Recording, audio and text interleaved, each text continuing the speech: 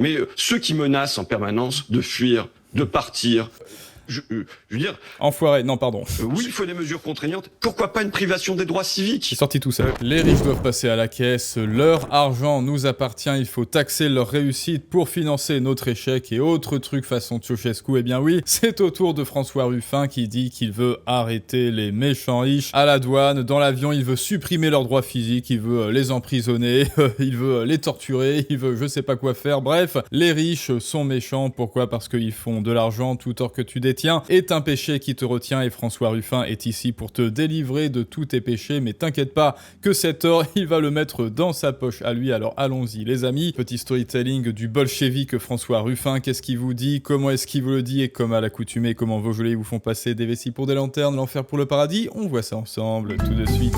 Alors écoutons François Ruffin, l'illuminé, qui a l'air très motivé de nous dire que les riches sont méchants.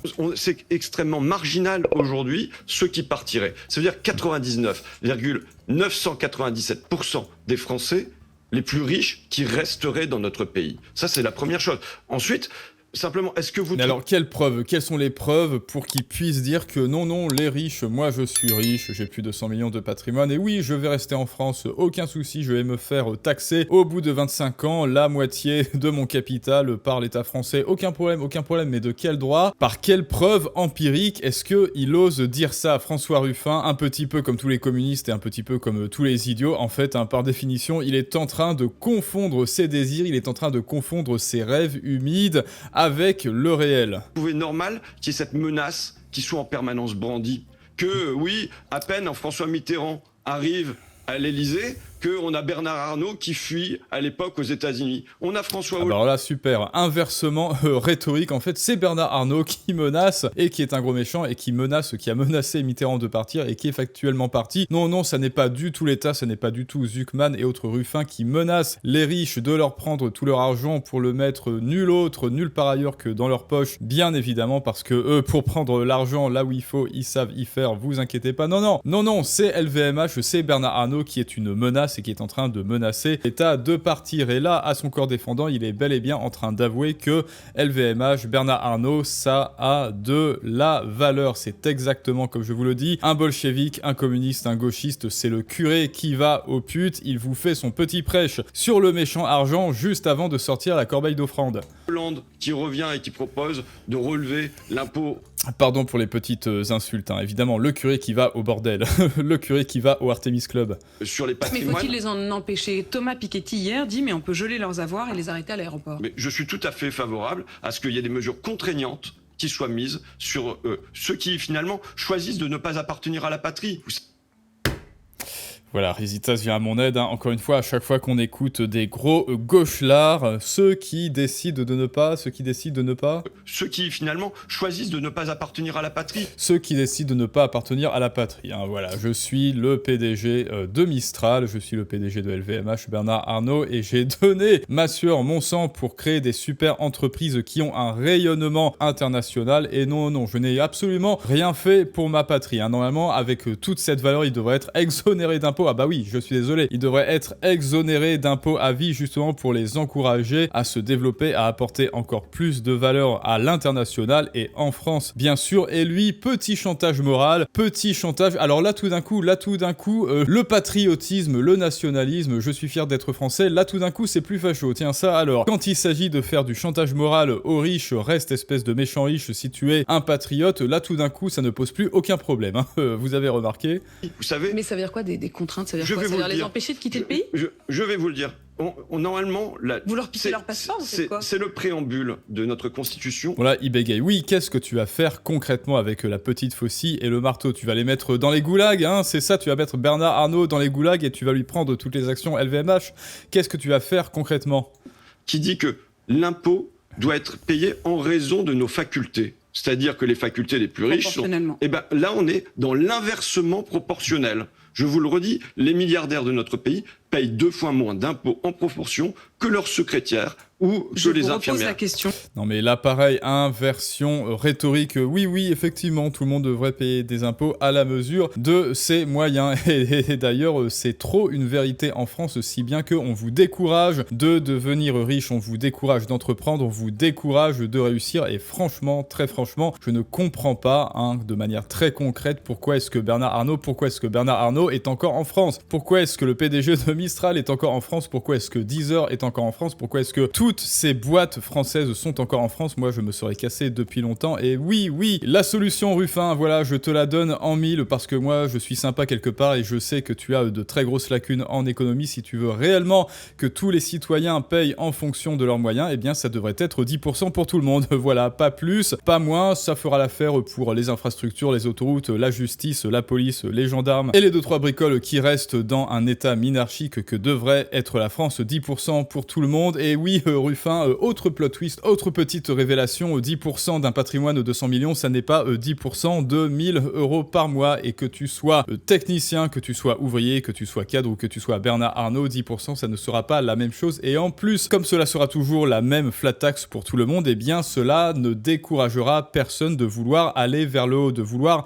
se tirer vers le haut. Ça c'est à minima, bien sûr, à maxima, selon moi, plus vous gagnez de l'argent et moins on devrait vous taxer, ce qui encouragerait vraiment les gens à réussir. Mais je sais que ça ne fait pas l'unanimité, mais bon, enfin, que voulez-vous? Et ensuite, notre pays paye 2 fois moins d'impôts en proportion que leurs secrétaires ou que les infirmières. Là pareil, en fait, je me rends compte que le Ceausescu, Ruffin est le maître, le grand maître, le grand paille-meille, le tortue génial de l'inversion rhétorique. Il n'est pas acceptable que Bernard Arnault paye moins d'impôts que sa secrétaire. Bon, alors là, déjà, il faudrait vérifier tes sources. Et ensuite, même si c'était vrai, là, on est dans la pure inversion, on est dans le pur nivellement par le bas, parce que ça n'est pas à Bernard Arnault de payer plus de taxes, c'est à la secrétaire de Bernard Arnault d'en payer moins. Il faut que les gens payent moins d'impôts et pour cela il faut dépenser moins, il faut que l'État te paye moins d'argent en fait, Ruffin, et même au final tu devrais en fait travailler gratuitement. Voilà, ça devrait être du bénévolat en vue de la qualité de tes prestations pour le moment. Vous avez dit je suis pour qu'on... De la qualité de ta pensée. Et qu'on traîne?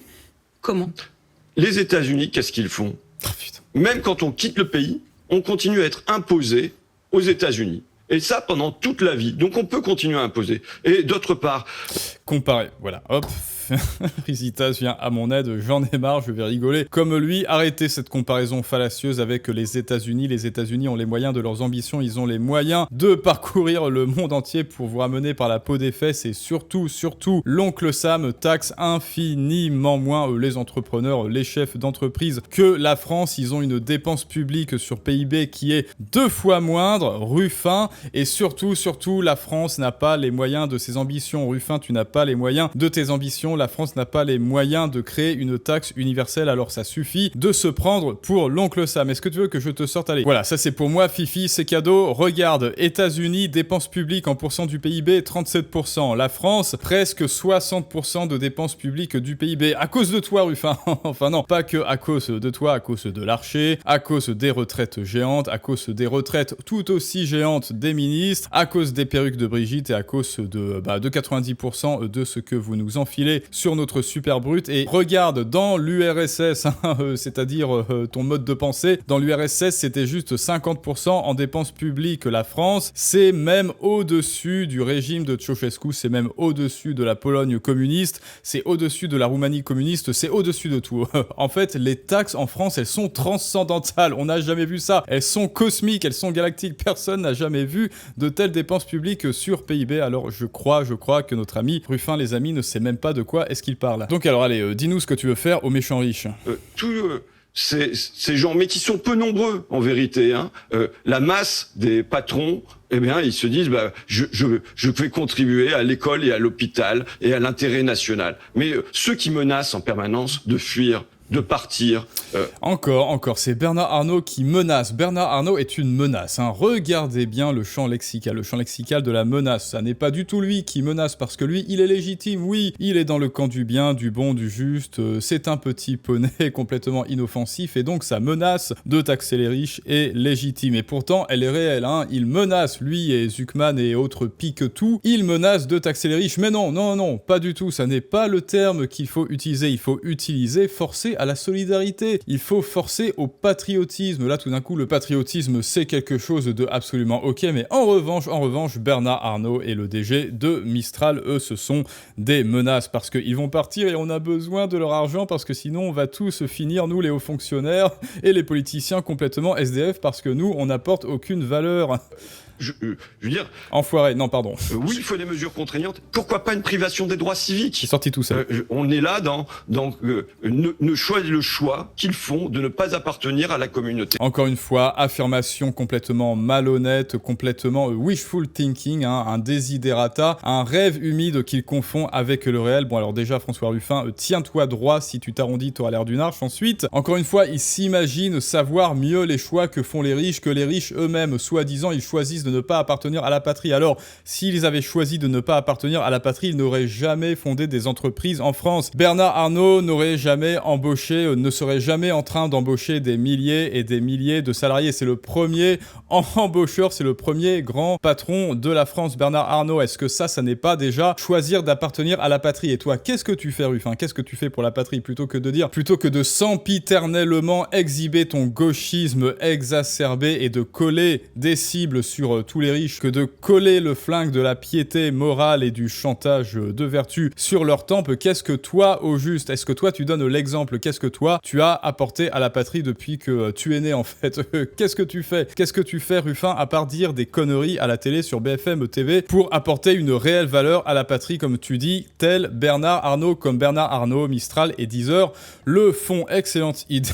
Excellente idée, camarade Ruffin. Eh oui, c'est le 3e lieutenant de Ceausescu, effectivement, avec Piquetou et Zuckman en premier, en superbe lieutenant-commandant. Soudainement, l'extrême gauche se découvre attachée aux vertus de la patrie et des frontières. C'est exactement ce que l'on a dit, et c'est totalement vrai. Son programme est tellement bien, tellement merveilleux, qu'il a besoin de menacer tous ceux qui refuseraient d'y participer. Bah oui, mais c'est comme cela que l'on fait dans la Pologne communiste, c'est comme cela que l'on fait au goulag. On te colle sur la jugulaire le couteau de la piété morale, et si tu refuses de te faire couper la jugulaire, alors tu es un enfoiré de facho. On devrait priver de droits civiques tous ceux qui consomment trop de CO2, un peu comme François Ruffin, je pense que Ruffin consomme trop de CO2. Ceux qui refusent de se faire vacciner, bon ok, c'est du 3e degré, ceux qui ne veulent pas donner leur argent aux socialistes, et aussi ceux qui pensent mal. Et si vous ne pensez pas comme Ruffin, c'est-à-dire taxer les riches, eh bien vous pensez mal. Si vous n'avez pas le drapeau avec une faucille et un marteau dans votre salle de bain, ou dans votre salon, ou dans votre salle de séjour, ou même dans votre chambre, en fait, hein, voilà, dans votre chambre, si vous n'avez pas un gros poster de Ceausescu ou bien de Marx à minima, eh bien vous pensez mal, les amis. Et maintenant, eh bien c'est à vous de me dire à quel point vous pensez mal, tout comme moi, en commentaire. Et je te rappelle que si toi aussi tu as des idées à faire passer, mais tu ne sais pas te faire comprendre, tu ne sais pas comment t'y prendre, les gens ne t'écoutent pas, eh bien si tu ne sais pas développer ce pouvoir qu'est la parole, d'autres le feront à ta place, tu le vois, et ils l'utiliseront mal, tel François Ruffin et ses petits amis Piquetou et Zuckman. Ils l'utiliseront mal, cette parole, et ils occuperont le devant de la scène pendant que toi tu resteras un jour de plus ignoré dans l'ombre avec tes idées. Et donc pour cela, une seule solution, la masterclass en description et en commentaire, les clés de la persuasion, la première étape, la première marche de l'escalier pour faire valoir tes idées et augmenter ton pouvoir de persuasion. Et maintenant c'est à vous de me dire ce que vous en pensez, les amis, et je vous dis à très bientôt comme d'habitude pour un prochain storytelling du monde moderne, mais ça c'est une autre histoire.